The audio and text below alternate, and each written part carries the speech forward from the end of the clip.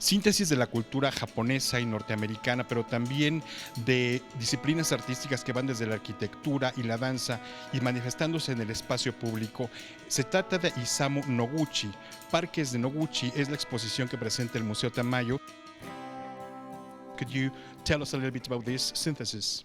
Yes, that's a very good way to describe him, as you did in the setup. He worked between cultures, he worked between disciplines. He was almost always trying to straddle very disparate ideas, just different concepts. He was trying to mix things together and things that didn't seem to belong together. And it makes him very difficult to describe and very difficult to summarize simply or easily.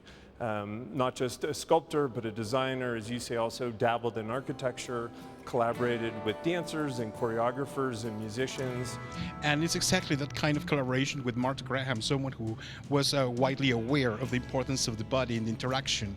We see in Noguchi's park the possibility of the people interacting with these pieces. What can you tell us about this connection that people establishes with this sort of objects of design?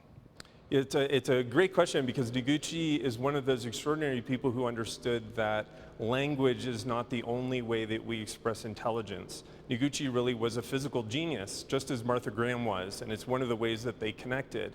And he was interested in making work that was a way to explore physical intelligence as opposed to just linguistic intelligence. And that's something that they both pursued in choreography, but also in Noguchi's design of spaces. The idea of the play pieces is that they are a way to basically train children in physical intelligence, and in a way that's not regimented, but is very open-ended in order to encourage creative exposition.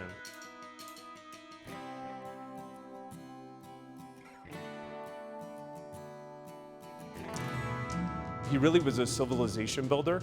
So Noguchi was a lot more interested in Chichen Itza, say, than he was in the Museum of Modern Art. Is there any other sort of tradition that you can describe in these designs? Well, Noguchi was a consumer of the entire world. I mean, he really was one of the earliest Americans, for sure, to think of himself as a citizen of the world and to try to make work that engaged the entire planet. And he spent about 10 years traveling the planet in the 50s, gathering information. And he went to pretty much every world monument site he could get to. And you can see in these play pieces that he's drawing on all of them. So they're not just looking to Mesoamerican cultures, they're looking to Stonehenge. And it certainly has to do with encompassing the forms and nature. Is there such a connection? For sure. He was, I think, extraordinarily good. One of his great talents was for synthesizing the man-made with nature, and for bridging the gap between technology and handicraft, for example. He didn't believe that technology and craft should be enemies. He believed they were two sides of the same coin.